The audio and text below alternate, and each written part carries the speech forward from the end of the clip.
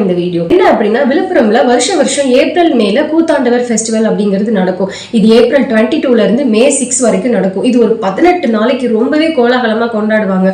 First 10-15 நாளைக்கு பாட்டு, dance, drama அப்படி இப்படின்னு நிறைய கலை நிகழ்ச்சிகள் வச்சு களை கட்டிடும் அந்த இடமே. அண்ட் இதுல வந்து மிஸ் கூவாகம் அப்படிங்கிற ஒரு அழகி போட்டி கூட நடத்துவாங்க. இதுல வின் பண்ற அழகிகள், இதுல வின் பண்ற திருநங்கை பெண்கள் வந்து என்ன பண்ணுவாங்க அப்படின்னா, அவங்களுக்கு லைஃப்ல அடுத்த ஸ்டெப் போறதுக்கு இது ரொம்பவே ஹெல்ப்ஃபுல்லா இருக்கும். இந்த 18வது நாள் வந்து ஒரு முக்கியமான சம்பவம் நடக்கும். மகாபாரத போர்ல வந்து பாண்டவர்கள் வின் பண்ணணும் அப்படின்னா காளிக்கு ஏதாவது ஒரு பலி கொடுக்கணும் அப்படிங்கிற ஒரு கண்டிஷன் வரும். அப்ப எதை பலி கொடுக்கறது, யாரை பலி கொடுக்கறது அப்படின்னு தெரியாம இருக்கும்போது பாண்டவர்கள்ல ஒருத்தனான அர்ஜுனனுக்கும் நாக இளவரசி உலுப்பிக்கும் பிறந்த அரவான் அப்படிங்கிற ஒருத்தன் இருப்பான். இவன் வந்து என்ன பலி கொடுங்க, ஆனா அதுக்கு முன்னாடி எனக்கு திருமண வாழ்க்கையை ஒரு டைமாவது அனுபவிக்கணுங்கிற ஒரு ஆசை இருக்கு. ஸோ எனக்கு கல்யாணம் பண்ணி வைங்க இன்னைக்கு நைட்டு, நாளைக்கு என்ன கொண்டுருங்க அப்படின்ற மாதிரி அவன் சொல்லியிருப்பான். அதை வந்து அவங்க செயல்படுத்துவாங்க.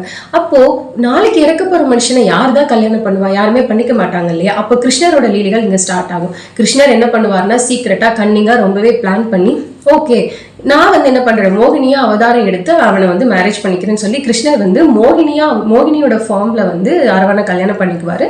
அன்னைக்கு நைட்டு அவன் திருமண வாழ்க்கையை வந்து அனுபவிப்பான். அடுத்த நாள் அவர் வந்து பலி கொடுத்துருவாங்க.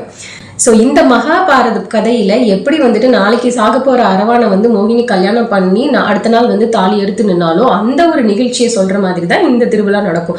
ஸோ இந்த 18